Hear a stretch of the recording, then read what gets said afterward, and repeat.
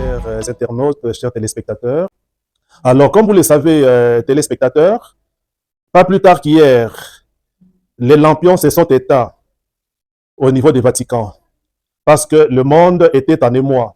Le monde était plongé dans une consternation terrible de suite de la perte d'une icône ou d'une figure emblématique contemporaine. Il s'agit, vous le savez mieux que moi, de la disparition de sa sainteté, le pape François, appelé par certains Franco et par d'autres Franciscus ou Francesco. Alors, parce que ce monument, parce que le pape François a marqué l'histoire contemporaine, l'histoire qui est la nôtre, cette figure ne saurait plus jamais passer inaperçue. Comme fils d'Église et citoyen du monde, nous avons tout intérêt à garder fraîche sa mémoire. Par exemple, en nous rappelant certaines de ses œuvres. C'est la raison pour laquelle, à notre niveau, nous nous sommes résolus de pouvoir perpétrer son œuvre par rapport à ce qu'il a fait de bon dans le monde qui est celui de ces temps. Alors, dans cette optique, vous le savez mieux que moi, l'œuvre du pape François, on peut aussi la comparer à plusieurs autres figures emblématiques que l'histoire a connues. À l'heure qu'il est, je m'en vais comparer ou faire un parallélisme entre l'œuvre abattue par le pape d'heureuse mémoire, dans le pape François, et Socrate, le monument, le baobab, le premier philosophe de l'Occident appelé Socrate. C'est la raison pour laquelle la thématique que je vais devoir aborder tout à l'heure et échanger avec vous porte pour intituler Pape François, Socrate des temps nouveaux. Que voulons-nous dire par là? Nous voulons dire simplement que avoir les 12 ans de pontificat de sa sainteté le pape François, nous pouvons bien le comparer à Socrate, qui a vécu durant l'Antiquité, mais dont nous avons pratiquement vu certains signes, certaines traces, certaines marques à travers l'œuvre du pape François qui nous a quittés pas plus tard qu'hier. Alors, je parle de pape François, Socrate des temps nouveaux. Les temps nouveaux, sont les temps qui viennent après l'Antiquité. Ce sont les temps qui sont les nôtres. Temps nouveau veut dire simplement période qui est la nôtre. Période qui est la nôtre. Période contemporaine. En rapport avec tout ce qui nous a précédé, en rapport avec les temps anciens. Alors, pour vous édifier, chers téléspectateurs, pour vous édifier, disais-je, je m'en vais scinder la thématique en question en 3 grandes parties, et même en 4. La première portera sur la présentation des 2 figures, que sont Socrate et le pape François. Dans la deuxième partie, nous allons devoir aborder la différence ou la dissemblance, la démarcation qu'il y a entre Socrate et le pape François d'heureuse mémoire. Dans la troisième partie, nous allons devoir parler du parallélisme ou de la ressemblance ou des points de rencontre entre les 2 icônes.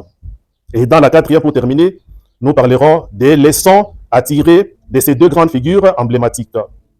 Pour revenir à la première partie, la présentation des 2 auteurs, des 2 figures emblématiques.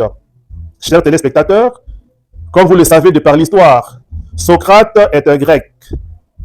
Il a vécu à Athènes, la capitale de la Grèce antique précisément. Il est mort en 399 avant Jésus-Christ. Donc, il a vécu durant le 5e et le 4e siècle avant Jésus-Christ. Socrate a moralisé son époque. Pour quelle raison? Parce qu'il s'est retrouvé devant une société pervertie, une société qui était enclin à l'inversion des valeurs, et une société où il y avait des auteurs appelés des sophistes, donc des philosophes qui étaient intelligents, qui étaient éloquents, mais qui déroutaient les gens par leur savoir. Au lieu d'indiquer la route à suivre pour faire le bien, eux indiquaient plutôt le contraire. Ils entraînaient ces sophistes-là, les habitants d'Athènes et des alentours à l'époque, dans le gouffre. Au lieu de leur faire voir le nord, eux leur faisaient voir le sud, comme pour dire que c'était un monde à l'envers. Raison pour laquelle Socrate va maintenant se lever contre ces philosophes, ces sophistes. Il va maintenant parler de la vertu. Il va ramener ses contemporains à pratiquer le bien, la vertu. Sa devise, vous la connaissez, c'est « Connais-toi toi-même ». Il voulait amener les consciences de l'époque à se connaître pour retrouver le nord, pour pouvoir faire le bien au lieu du mal, par sa devise. C'est la raison pour laquelle il avait comme méthode la maïeutique. La maïeutique, une méthode qui consistait à poser des questions ironiques pour savoir si ses contemporains connaissaient ou pas. Et finalement, à leur accoucher la vérité par après. Et il a aidé la population de son époque à pouvoir revenir vers le bien, vers la vertu, la morale, pour le développement de son milieu, pour le développement de sa nation, et la Grèce précisément. Malheureusement, Socrate n'a pas écrit. Il n'a pas laissé d'écrit. Il n'a fait que user de la tradition orale. Pour lui, ses contemporains constituaient déjà un livre. Pour lui, ce qu'il se met dans la tête des gens, c'est cela qui constituait un ouvrage, un livre, une bibliothèque, à être transmise de génération en génération. Il n'a eu aucun souci pour l'écrit, Socrate. Alors, il est mort parce qu'il était contesté par la classe politique de l'époque. On va l'accuser de tout et de rien. Il a été accusé, par exemple, de pouvoir blasphémer les dieux de l'époque. Parce qu'à l'époque, à Athènes, en Grèce, ou dans des sociétés antiques, il y avait des dieux. C'était une société polythéiste. On va l'accuser, lui qui était moraliste, on va l'accuser d'avoir blasphémé, d'avoir jeté de l'opprobre sur les dieux de l'époque. Donc d'avoir trahi. On va aussi l'accuser d'avoir corrompu la jeunesse, parce qu'il s'intéressait beaucoup à la jeunesse. Il faisait le péripatéticien. Il allait à des croisées de chemins pour rencontrer la population, surtout la jeunesse, pour les moraliser, pour leur accoucher la vérité, afin que la société se développe. Il sera accusé, il sera arrêté, il sera même traduit devant la justice. On lui demandera de pouvoir revenir à la raison, de pouvoir s'incliner devant l'autorité pour qu'il ne soit pas condamné. Non, il a persévéré, il est allé jusqu'au bout, il a accepté la mort. Et de quelle mort a-t-il trépassé? Une mort due au poison. Précisément, il a pris le poison appelé ciguë, donc une substance mortelle, dangereuse, qui donnait toujours la mort. On la lui a amené et il a bu, il est parti. Voilà tout pour Socrate. Venons-en toujours dans la première partie à Francesco, ou au pape François. Alors que Socrate est né en Grèce, le pape François, lui, est né en Amérique latine, précisément en Argentine. Il a été prêtre, il est devenu évêque, puis archevêque et cardinal. Le pape François, argentin, est prêtre, comme nous l'avons dit. Il est serviteur de Dieu. Il a prêché l'évangile depuis son pays. Il a, contrairement à Socrate, lui a au moins écrit. Il a plusieurs œuvres portant sa plume. On peut en citer quelques-unes. Fratelli Tutti, où il parle de la fraternité universelle. Tout homme est mon frère. On peut citer Laudato Si, son livre portant sur la protection de l'environnement. Il a écrit beaucoup. Alors, qu'est-ce qu'il a prêché, le pape François? Il a prêché l'évangile à la manière du Christ, comme on vient de le dire maintenant. Il a vécu en Argentine, à Buenos Aires. De là, il est venu à Rome comme pape. Sa devise à lui, c'est Miserando atque eligendo. Une devise qui veut dire j'ai été choisi par miséricorde. J'ai été choisi par Dieu, par pitié simplement, alors que je suis pécheur comme tous les autres. Pape François, 12 ans de pontificat à Rome. Finalement, il est mort à 88 ans. Lui qui était né en 36, il est mort à 88 ans. Exactement le 21 avril 2025, de suite d'une crise d'AVC qu'il a connue, qu'il a piqué, et il a des morts dans sa résidence appelée Sainte-Marthe à Rome. Voilà tout en ce qui concerne la biographie des deux icônes ou des deux figures emblématiques que nous sommes en train de comparer ici et maintenant. Venons-en maintenant à la deuxième partie.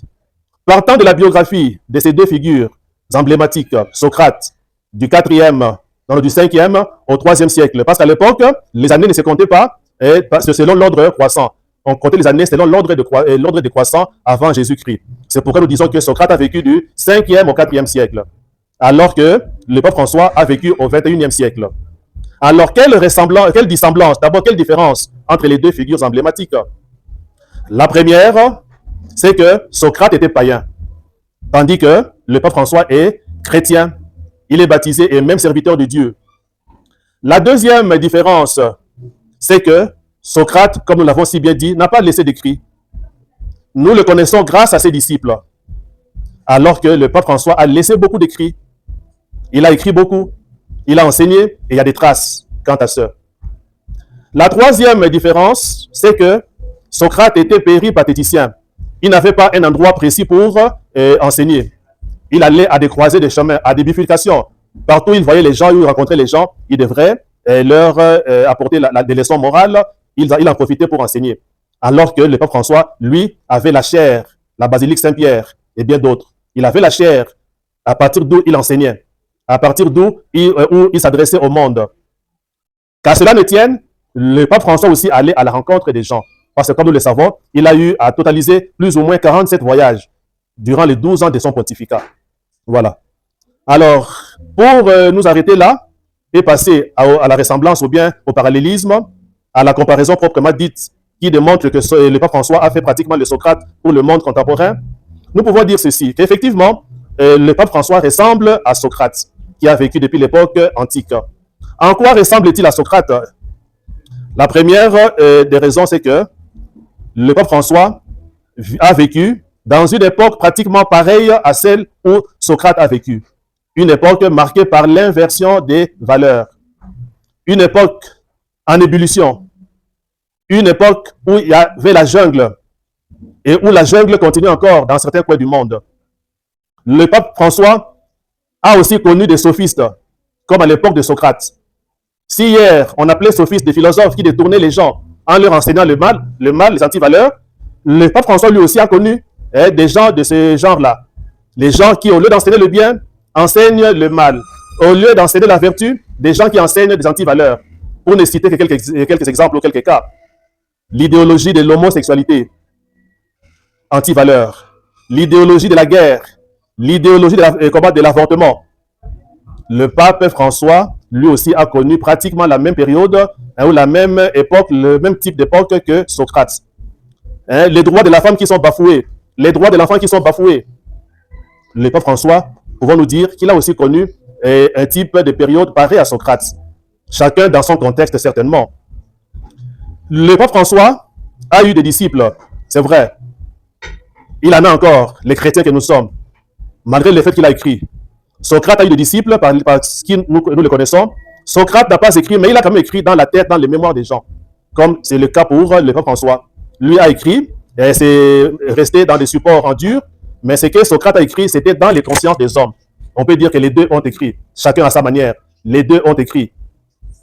Alors, partant de tout ce qui précède, quelles leçons pouvons-nous tirer de ces deux figures emblématiques? Partant des dissemblances, partant surtout des ressemblances qu'il y a entre les deux.